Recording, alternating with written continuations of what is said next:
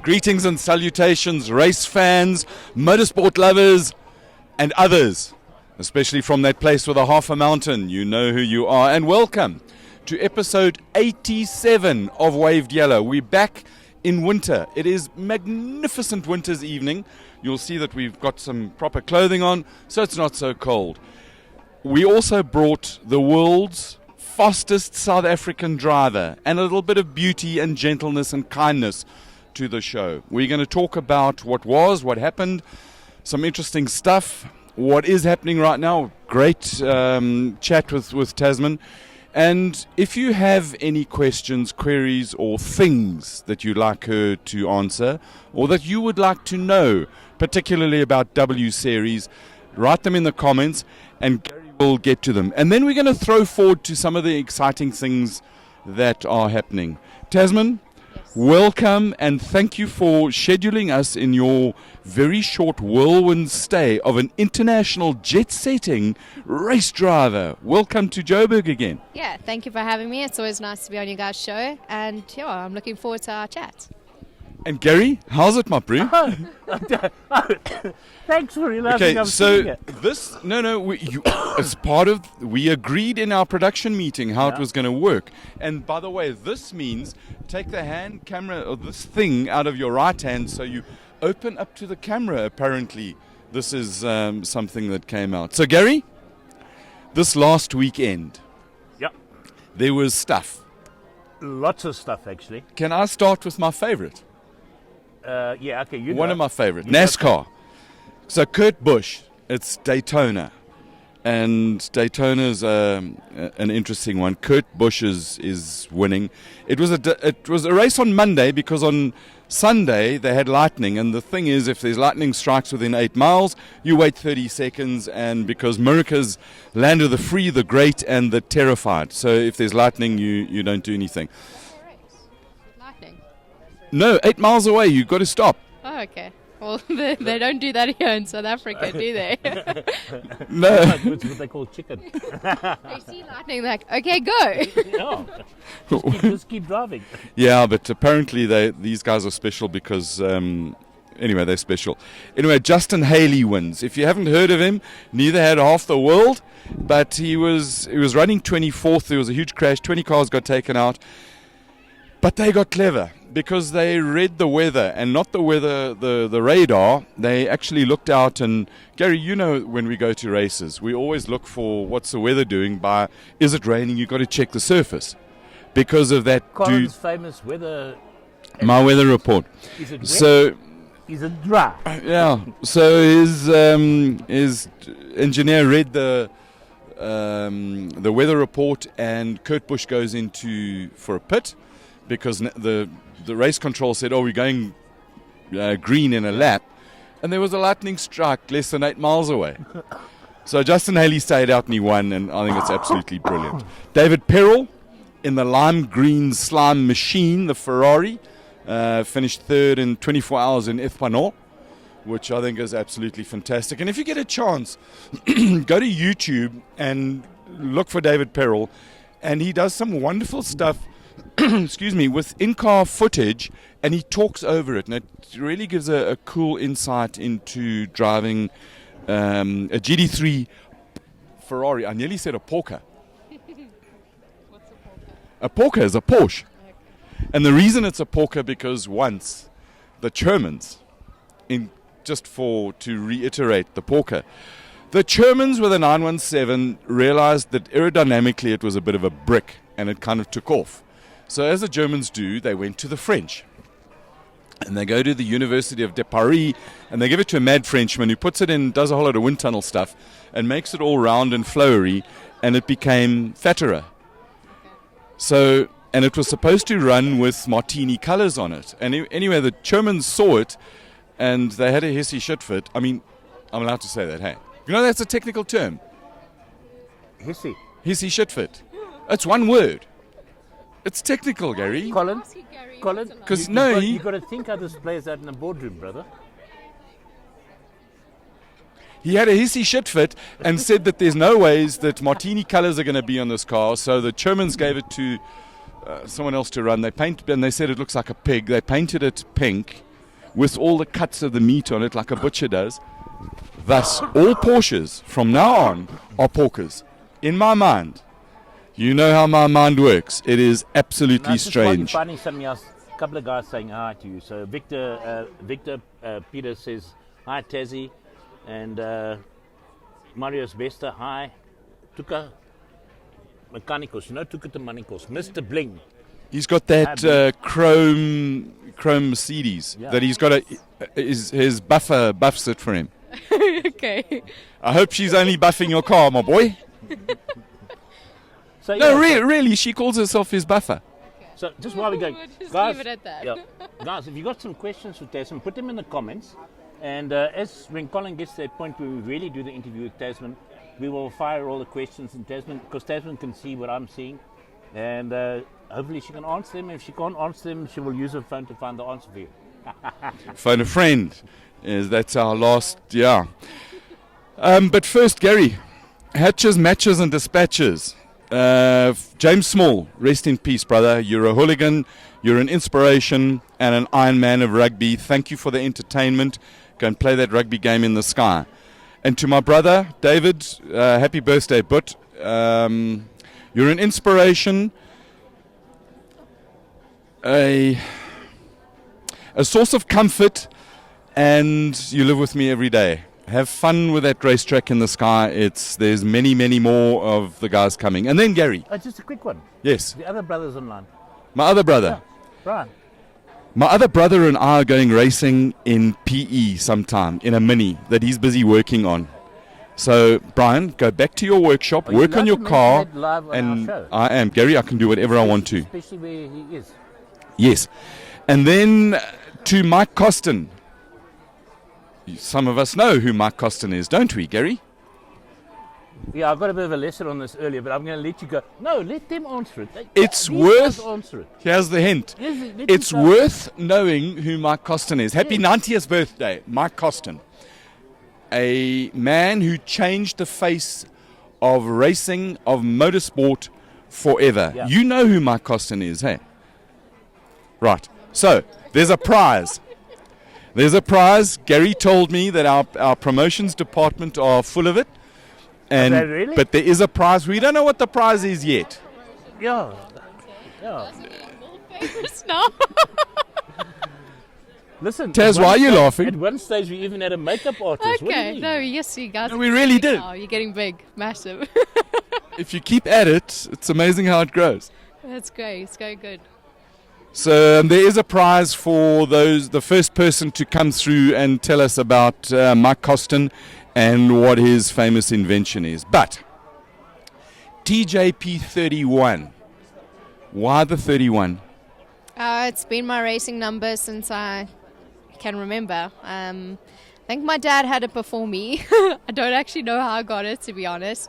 My dad definitely had 31 in his cars somewhere along the line, and yeah, I've had it since I started racing. Doesn't your dad still use 31 on his enduro bike? Yeah, he still has 31 Okay. on his enduro bike. Yeah. So in case you don't know, Tasmin Pepper is running in the W Series, Formula 3 TADIS cars for a series for only women. You're 7th in the championship.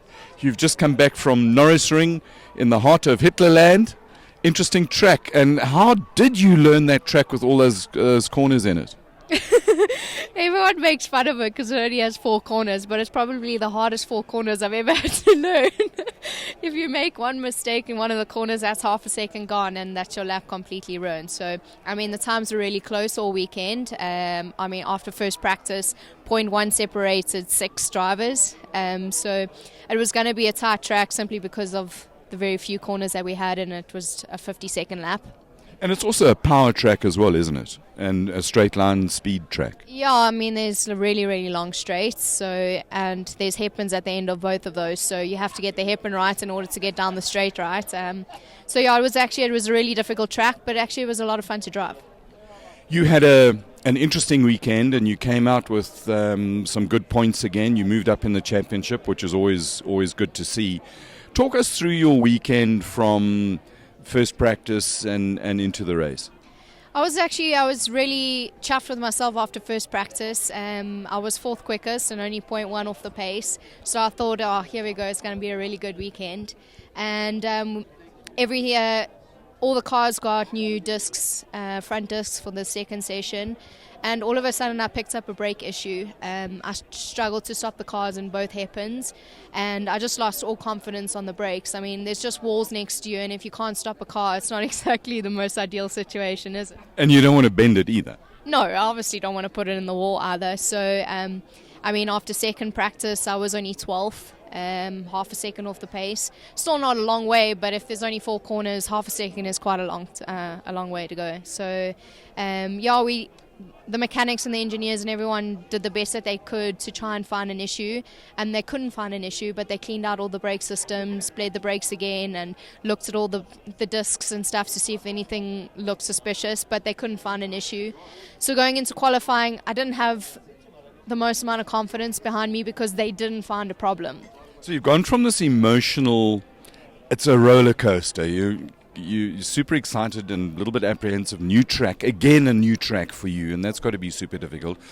And you do really well, P1, P2 not so well. You're now going into, from the high of P1 to the low of in confidence levels, and driving quick on a walled track is so much about confidence. Oh, I think everything comes with confidence, and even on a normal racetrack. But, with a track that is covered with walls, anything can go wrong, especially under braking. The track was really, really bumpy as well. So, I mean, all your confidence came purely from braking. If you could brake right, you got the hairpin right, and you can carry on going. But how fast were you arriving at the hairpin at?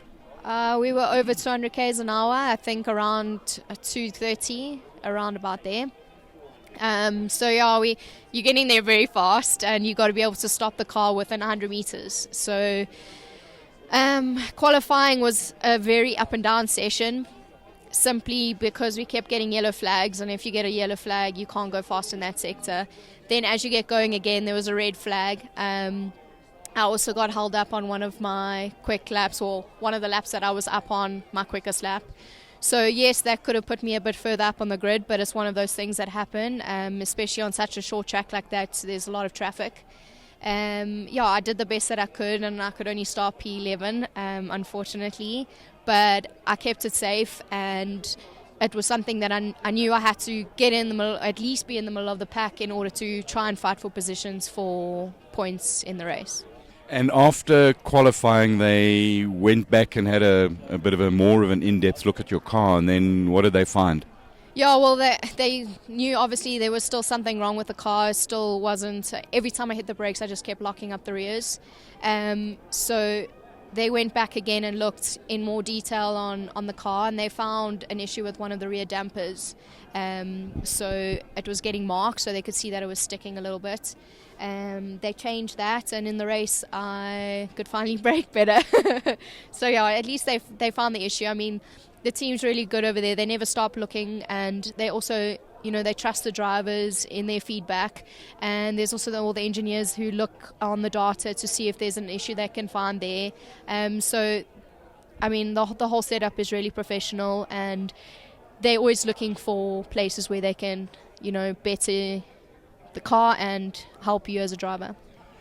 Okay, so they find a problem or an issue, and you now go out on the warm-up lap. Is that when you discover that your brakes are okay, and you a little bit of relief, and you know that you can start attacking in the race? Yeah, I mean, it's not a very long warm-up lap.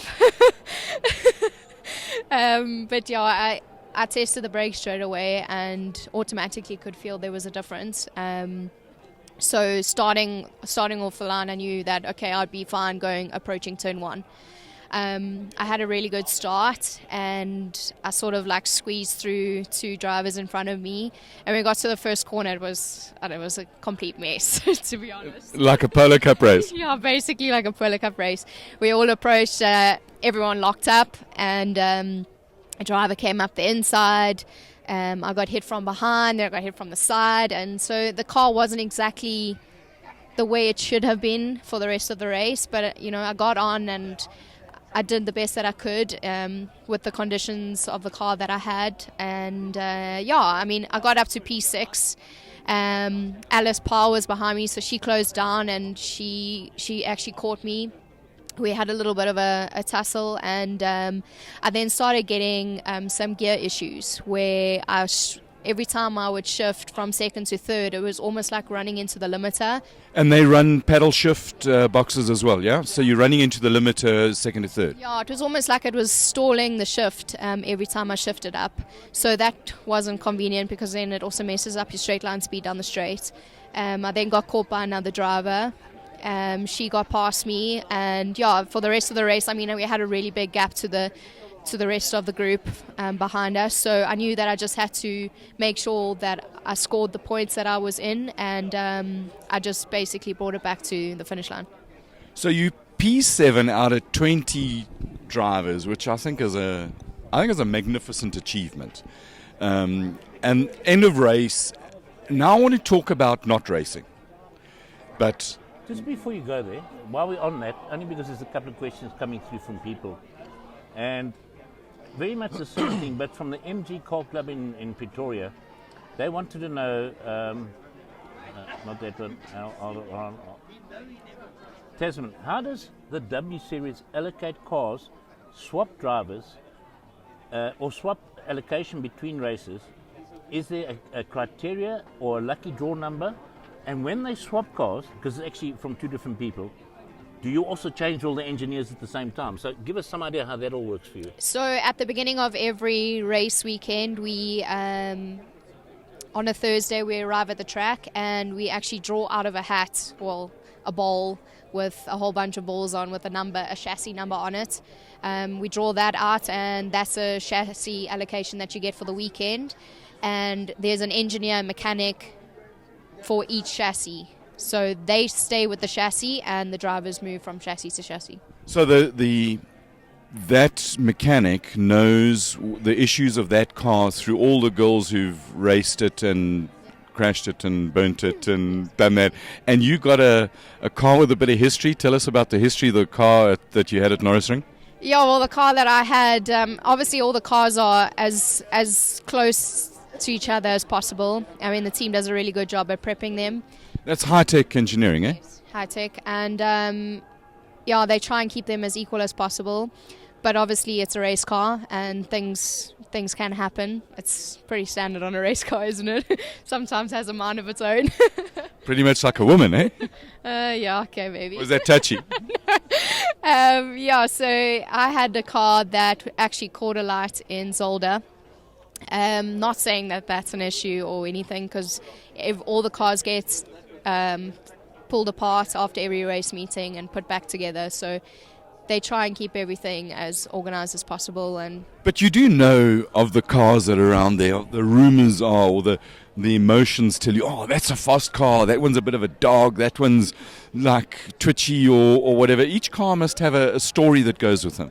Yeah, I think as we're getting further along in the season, each car does have a story. But also, what they also do is if you crash the car the race before, you keep that car for the next race weekend. So you live your own troubles, do you? That is so cool. So they make it that if you do crash it, sometimes, yes, it may be your mistake, may not be your mistake, but if you crash it, you keep that car. So it can't be any other driver's issue if there is an issue with the car. Gary, more questions? Yeah, another quick one. Tasmin, from Victor again. Was this your first street race? And Victor, I hope you mean within the W Series, because I know Tasmin has been overseas and done other things. But was this your first street race per se? In W Series? In total? It's, no. You've raced other series before? Yeah, actually I raced the Singapore Grand Prix street circuit. And that had a few more than 4 corners. Yeah, that was a really hard track to learn. But yeah, that was actually my first street race that I ever did, and Norris Ring is now my second. Okay, quick interrupting. Gary. Guys are asking what type of cars are they, because I don't think many people in South Africa really know what type of a car it actually is. W Series one that I'm racing now. It's a Formula 3 car, so it's a single seater. basically you explain it as a Formula One type looking car, a little bit slower, or maybe a lot slower than a Formula One car, but same characteristics. No power steering, no ABS brakes, paddle shift. Yeah, I don't know how else to explain. It's got a turbocharged engine, it's got wings, it's got slicks. It's the traditional learning curve and launch pad for Formula One drivers. Yeah, I mean, that's where they all started, obviously karting, and then progressed into Formula 3, F2, and then F1.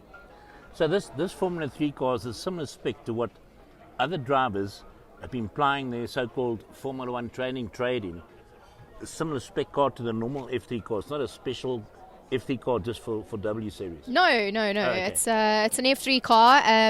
The chassis is a little bit different to the European F3 that has been running, but it's an F3 car just as much as any other F3 car. I think it's just trying to give people a decent perspective of it. Just a quick one. Yes, Knowing Gary. with what you do.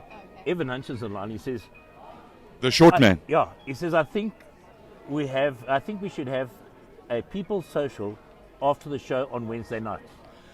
Well, Evan, seeing as you've got such a big motor mouth, and we know that short man, big mouth, where are you? You were here a couple of weeks ago. You said that you would be back, and hey, you not be like Arnie. Yeah. Come back. Well, I replied to him. I said, we're available as soon as he pitches this evening. Just a quick one. Two guys are saying, the MotoGP club in Northern Cape, Northern Centre says, Tasmin, thank you very much. And Forza Tasmin. Simon Morris says, thank you very much for the explanation. So, shows you that a couple of things do work in what you do. Eh? So, guys are making me work today. Guys, slow down. I can't keep up with you. No. We need more interesting questions as well. It's part of what Gary and I love doing is the feedback and the interaction with the audience. At least we know that somebody's watching. Taz, to go onto the training and the new circuits, you don't just arrive there and do a circuit walk and all of that. You spend a bit of time in a simulator. Well, my dad built me a sim it actually sits at work. So when I'm not working, I'm on the sim. Is that how they manage to get you to work every day? You go and play the sim? Yeah, they make sure that I get there somehow. So yeah, I do a lot of laps on the sim just to learn the track so that it's a little bit easier when I get there. I don't have to learn a whole new layout as we arrive. But yeah, that certainly does help a lot. But also W Series have a whole bunch of sims set up at the racetrack. So whenever we feel the need to sit on the sim and learn the track, or try different things after a practice session, the sims are available for us all the time. And that the sims at each race meeting are the specific car that's dialed in. So it's the real race car that you're racing. That's hooked up into the sim. Yeah, so they've actually set up our F3 Tarsus on there, so the characteristics are very similar. Obviously it's a sim, but it's as close as you can get. So each race we get to, we have now, for instance, we had Norris Ring on. The Thursday we arrive, we draw our chassis, we interact with our new engineers just to see how each one works. And what are the sort of the interactions you have with Gary? I'm glad you're moving this sign because I've just been. We're in. Your dad is. We're in winter. We're in winter. We are at the higher ground and the grounds of St. Stithians. It's an absolutely magnificent setting. There's a restaurant. There's a food place. There's a cool drink shop here. There's some soccer grounds. It is festive. It is lovely. The food is great. I can't help it. And Gary? No, you keep on going. The food is great. The atmosphere is really great. So come down to the higher ground. Have a chat to Mark. He's a proper petrol head, and he will work. Gary, you're battling with the light there. Just excuse us while our set department gets to work. Yeah, when her father tells us you need to get things right, so we make things right. Ian, thanks a lot for that. I know what he does with her when she's racing. Tasmin, it's right or nothing. Let's go through outside of the car. This is not just a series where a whole lot of girls arrive and you cackle and play makeup and all the rest of it and then drive around in a car. They're doing more than just providing opportunity to drive car. It's proper development. It's proper development in the structure of a race weekend. So you arrive there Thursday, you meet your engineers, and each engineer and mechanic lives with their car. What's that initial discussion like? Oh, it's just basically to learn how the engineer approaches things. Each engineer is obviously different, looks at different things. Some prefer videos, some prefer data, some like a combination. So you just sit with the engineer and you basically talk about the previous events, just so that they can understand what you need help on, or what you've been struggling with, or what areas to work on. So that's always nice.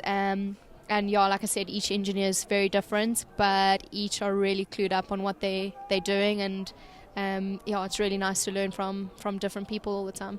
Do they talk to each other and share info about their drivers, and like sort of have an unofficial?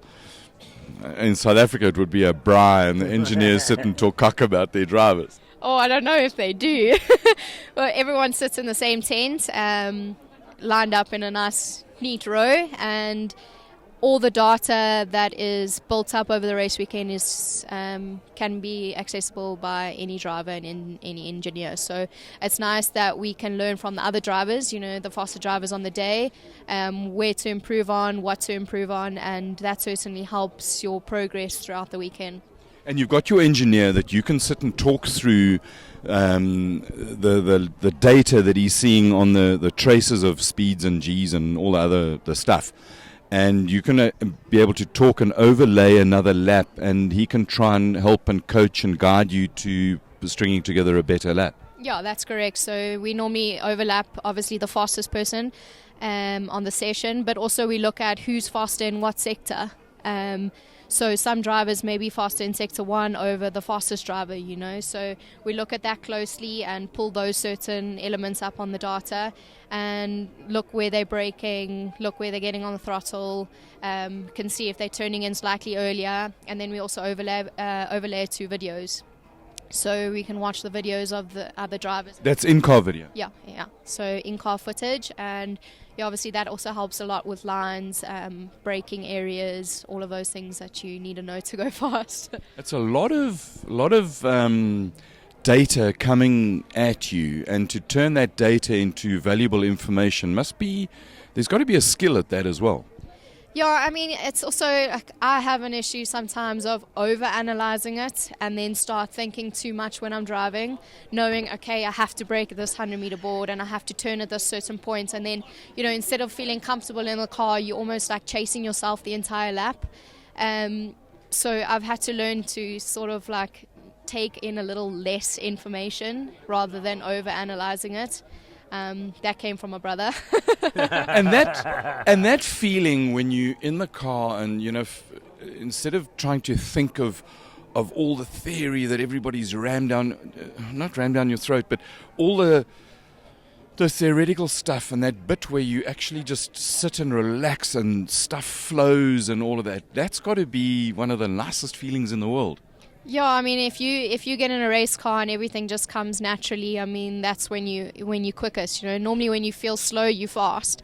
But obviously with the F3, it's very different to my Polar Cup car. So in the Polar Cup, I was at a stage where I was super relaxed and everything just came naturally. I knew where to brake, I knew what gears to go down, I knew how fast I could go into a corner. You could almost do that in your sleep. Exactly, and now getting into the F3, it's a complete different comfort zone. This has stretched you big time. Well, yeah, I mean, if I had gone from the single-seaters that I was racing straight into W Series, it would be a different story. But because I race something so different, I've jumped into the F3, and every time I get in the car, I'm learning new things about the car and the characteristics of the car. And, so it's always a thinking process. As the sessions go on, I get more and more comfortable, and then obviously your pace, from race to race, I get more comfortable in the car, and that's been showing in my pace. Now, just remind us, you haven't just driven a Polar Cup. You had a full-on go at International Formula BMW. Are these cars, from what you remember, similar or similar but faster?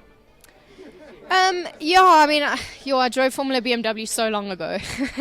2008 is a really, really long time ago. I didn't mention anything about numbers and years and all the rest of it. I thought that I would let that slide a little bit. So, to remember, the downforce, I would say, is pretty similar. the cars are quicker now. The Formula Volkswagen that I raced, I think the speed is very similar, but the Formula Volkswagen has zero downforce compared to what this F3 has. So just learning, just trust the car. It's getting better and better. Norris Ring wasn't really a high-speed corner track. It was a lot of stopping and turning and going. So, yeah, we'll see in Assen when we get there. Hopefully it's not raining. And you've got 2 races in Assen. For the first time, they wanted to add in a second championship race, but FIA rule says you can't do that. So your Sunday race is a no-points race. Yeah, it's a no points race, but I think it's going to be a really interesting race because they're going to do a reverse grid. And that's fully reverse grid. So you'll be starting on the last position, hopefully, on Sunday. Yeah, let's hope I'm on the back row on Sunday. It's the first time you actually want to be on the back row, isn't it? Yeah, I think that's going to be interesting. Don't know how they're going to work it. I think they're going to work it towards how many positions you make up is how many points you get. But then again, it's not a championship race. So they're looking towards next year and how they're going to work next year. And so this is just like a test. I think it's going to be fascinating from the point of view, here you go to another new track for you, and you're not testing these cars as some other girls allegedly may be doing, it is said, sources say.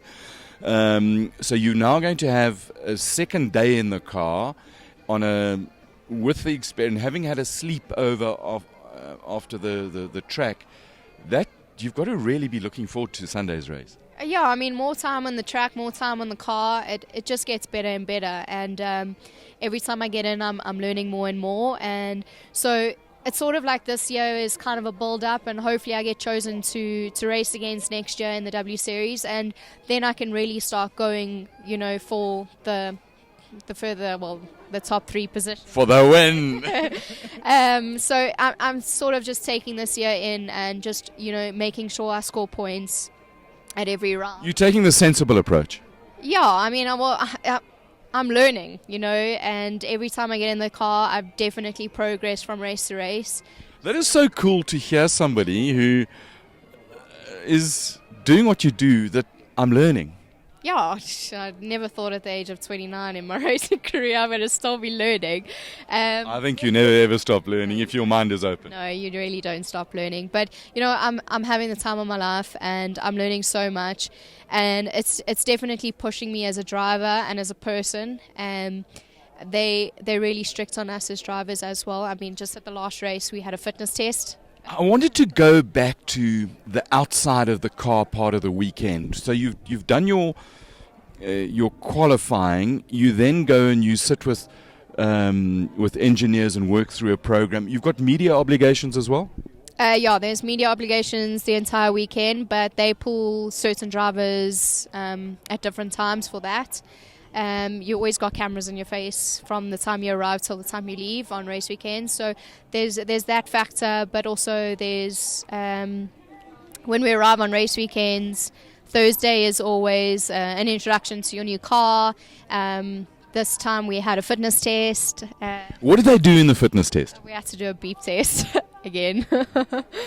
But you improved. Yes, I did improve, so I'm happy that the work that I'm putting in the gym is really paying off. And also I feel that in the car I'm getting stronger and stronger. The cars are really physical to drive.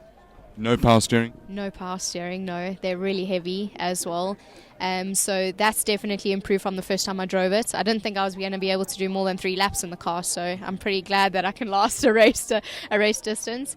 So yeah, I mean, they're pushing us all the time, and they're looking very closely to all factors. And I think that's what they're going to look at going into next year. Some drivers will progress through, and some drivers not. Gary, what you got for us? MG Car Club guys are very busy. They want to know. They should be working on their cars, because those things take a hell of a lot of maintenance to fix. Is there a chassis or engineer's car, in other words, that has scored more points than any of the others? In other words, is there a car that's been in the points more than any others that you're with, the chassis car combination? No, I think, every car is different. And every car changes from race to race with driver. But Jamie Chadwick's cars somehow have landed up with Beitsker at the next event of every race. What a rinky dinky. Yeah, but it's also because they're the last ones choosing. So Okay. yeah, it's like wherever you are in from the race before is the order in which you pull out of a hat. So what do you just go into the hat and pull something out and they give you... It's a ball with a number on it, and then they tell you your chassis. Well, it's your chassis number, and then they pull that out and tell you who your engineer and mechanics are. Another question, and I think this relates to the way Formula One actually works. Do you get race information while you're racing? In other words, do you have communication with the pits and that sort of stuff? Yeah, we each have radios, radio comms that we can communicate to our engineer as well as our mechanic on pit lane. And so feedback is given to us throughout the session. If we want to know certain things with our engineers, whether we're faster in a certain sector or where we're losing the most amount of time, so they can give us that feedback as well. Mark Berger, he's just chirping. So, Gary, when you finish, the beers and the burgers are ready. No, they can't be ready now, Mark, because if they're ready now... Finished, they will be ready. No, but fresh burgers are better than burgers that we waited for. And by the way, you got to come to Higher Ground. They make a burger with bacon and avocado pear. Yeah, because I only give It you a is quarter of the magnificent. It is, and the fish and chips is also not too bad either. And tell me, how was your paella? Yeah, paella is really good as well, guys. I recommend it. And where are we? I don't know. Higher Ground. Higher Ground. I'm sorry, my mind is very... That's my excuse. Taz, we here. Getting old. Taz, we here. We're at High Ground. So Taz, where to from here? And I'm not talking about next year. It's next week, next month. It's short little bites of stuff. When do you fly out again? I fly out on Tuesday, off to Assen, and I'll be there for the week, and I fly back and I'm home for 2 weeks, and then it's the final round in Great Britain. And how cool is it, because your mom or dad is at each of the races, how cool is it to have the support that you have from two fantastic parents? Ian, if you're still watching, I'll say it to you now, you're a bloody good father. Not only that, every now and then brother pitches up. And Brother's at every race, actually. Brother, Really? Yes. He's Brother's my playing side engineer that is there with me at every single race and helping me along. He watches from...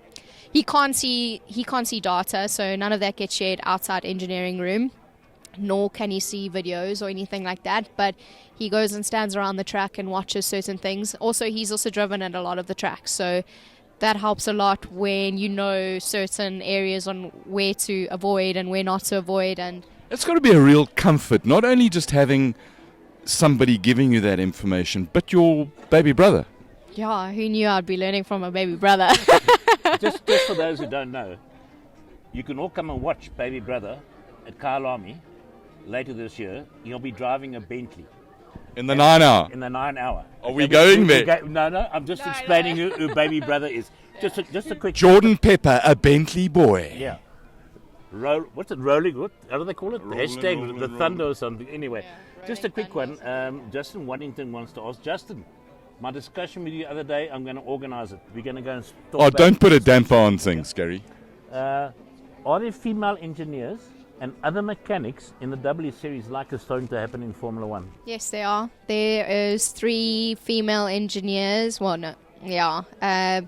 So every race, not all the engineers can make it. So they're all contracted in. So some there are more than others, and then there are actually female mechanics as well.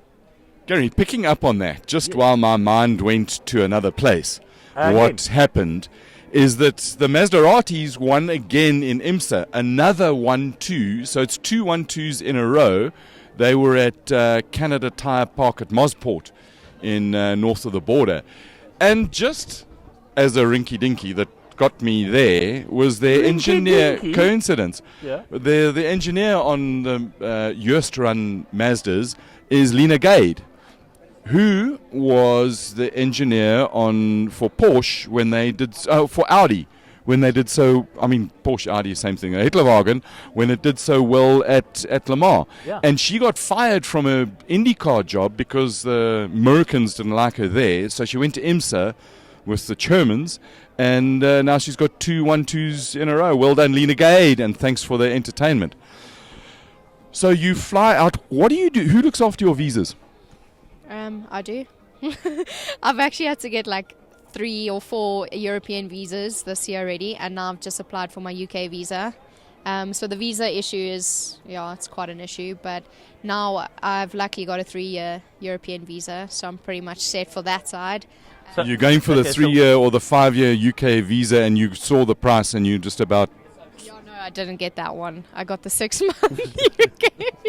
I wasn't going to pay so. I wasn't going to get my parents to pay $6,000. Dear UK government, your visa prices are ridiculous. Yeah, they really are ridiculous. One last one, people asking there. What is the main prize at the end of the year, at the end of the series? And does it by any chance contain a possible test and maybe a test future into Formula One? So the prize money for the winner of the series gets $500,000. US dollars. Yeah, US dollars. So you can do with that what you wish. Buys a whole lot of... It's a lot of racing budget, that, I think. Buys a lot of paella. No, Gary. That can put you into a GT3 car for a long time. Yeah. So the winner gets that, and the prize money goes down from there. I think second place is $350, third place is $250, and then from down there it goes 50 onwards, downwards. So. But isn't the biggest prize the glory and the being a winner? Yeah, obviously. Isn't that always the biggest prize? Yeah, and just a bonus of $500,000. But I don't know if there is any F1 test yet. Certainly something that they're looking at, and from next year we'll be, if you're in the W Series, you'll be getting super license points. So that's pretty cool. That's awesome. Yeah. But you also mentioned another thing about what actually happens to the top 3. They basically can't stay in the series next year. Is that true? Well, it's not really what we were just told. So. All right. Gary, we've got to be careful what we say. Yeah, you know people pick up stuff and they've given us some sort of information and indication of what's going to be happening next year, but nothing's confirmed yet, so we can't let out any information until it is confirmed and publicly announced. But there will be a series run next year. W Series will continue, and they're looking at doing more rounds. So between, I think it's 10 rounds or so that they're looking at doing, and obviously a little further. Because this year you're gonna. Sorry to interrupt. You're gonna. At the moment, you're racing mostly when DTM races. You race the same weekend as DTM at the same track. Yeah. So if they're going to increase that, you might be shifting to different series as a sport. Yeah, we're not actually sure if it will be going to different series, or if we'll stay with DTM and just go with them to more of their rounds, or if it will just be more races on a weekend. We're not sure yet. They still got to confirm that, but I got to keep scoring points and hopefully get chosen to race next year again. Won't you please have a word with the promoters there that it would be so cool to have a race at Kyalami? I think it would be fantastic. I think it's something that they're actually looking at. They obviously want to be able to race in all the different areas, exactly, of all the drivers that are involved. So it's definitely something they're looking at. They got to get a really big budget for all of this stuff. But they are hard at work, and I'm sure that they'll get to where they want to get to. Sort of to wrap up with me, many drivers have a lucky charm or a talisman or a thing. What's your thing? I used to have a lucky pair of socks and a lucky pair of underwear that I got from my brother as a present. That I used. I'm glad you said as a present. I was just thinking about your brothers. And anyway, okay. So sorry, I didn't mean to interrupt. So the lucky underwear still sticks with me on race days, but I can't wear the socks anymore because obviously everything's got to be fireproof, and so yeah, I still wear those. And just having my family there is lucky enough. Not everyone's family gets to travel with them, and this year my parents both decided that there'll be someone at the office, and one of them will go to each of my races and each of my brother's races. So just to have them and have the support from them is quite a huge factor in, I wouldn't say becoming successful, but at least feeling more at home at a race and also more relaxed at a race. It definitely helps to have that extra added support. And for Aston, my sister's coming along, so that's pretty cool. Oh, wow. So you're going to have the whole gang there. I mean, you know, to Mom and Dad Pepper, thank you for what you've done for SA Motorsport in many different ways. And particularly your dad is not known to be one who shies away from not sharing his opinion. But for the support you give your kid, well done, guys. Thank you very much. Two last questions for Tasmin. Tasmin, number one is, what is the attitude from European racing community towards South African racing abroad? Oh, well, when you get overseas or when you get to the international level, everyone's a racing driver no matter where you come from, isn't it? And, you know, like I was speaking to Colin earlier, saying everyone gets on so well at W Series. It's kind of weird, you know. It's actually scary. You got 20 women all competing for one thing. I can just think that there are a few. Yeah, but to be fair, it's like we're all in the same boat and we kind of rely on each other in some way. You know, we all got there on merit and we all had to work our butts off to get there. And it's kind of like a huge support structure when we're there. So everyone, you know, some of the drivers, yes, won't share information, but a lot of the drivers, strangely enough, I can go up to Jamie, for instance, or Beitska or Alice, and they won't hide information from me. That is so cool. Yeah, it is nice, and in a way, we're competing on the same racetrack, and we're competing against each other. But you know, when you close your visors and you're in the race car, yes, you each for their own, right? But do you get that feeling that just as this is a development series for women, that everybody feels that it's you all in the same thing together to develop women races? Exactly, and I think that's why everyone sort of, I wouldn't say works together. Obviously, there's a lot of information that's kept privately, but I think we're trying to build something, or W Series is trying to build something to develop females in motorsport, and you know, we got to kind of work all together to make that happen. And yes, we're putting on a show on a race weekend, but we're also there to win. And you know, we all have that competitive spirit, clearly. And every driver is there for themselves, but we are also there as one big team.